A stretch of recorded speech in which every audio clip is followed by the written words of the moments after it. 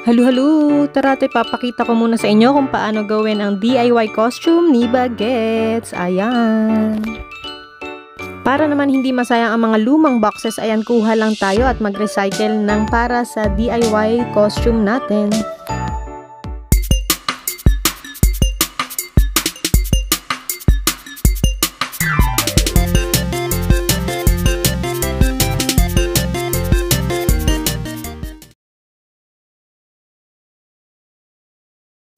At syempre, bilang isang momshi, hindi mawawala ang slow moments natin with our kiddos, lalong-lalo na mga toddler na laging longing for attention. Gusto nila involved sila lagi sa mga ginagawa natin. So yan, simpleng pag-glue, hinayaan ko na kay Bagets.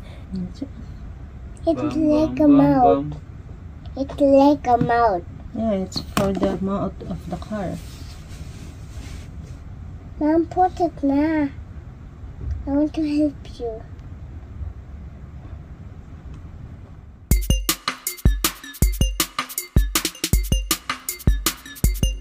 Yes, so nakiprint tayo sa bahay ni Mudra ng ambulance. Kaso naubusan ng red na ink, so naging pink na lang siya.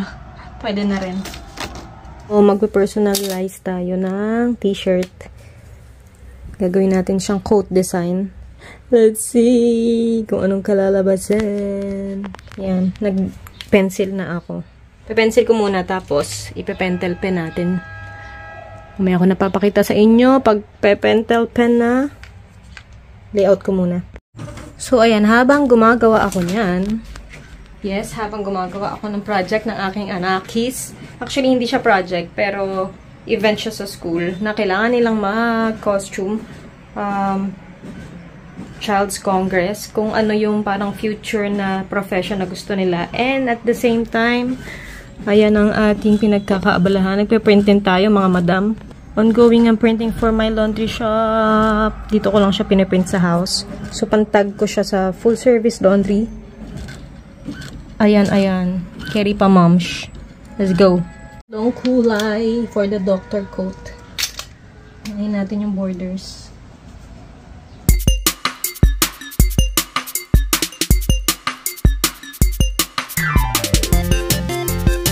She's here. Ayan na ang ating nagawa. Yeah.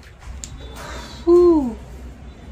Ang ating pagka-artistic ay talaga naman pong, tingnan mo naman, oh, pak. Talaga naman pong hinahamon ng pagkakataong ganito. At tayo po ay napadrawing pa nga. Oh, diba? Oh, may injection pa yan. Let's do it. Tapos na tayo. Ayan na siya. Oh, diba? Ayan na siya. Gosh. Oh, diba? Tapos ayan ang ating ambulance. Let's go!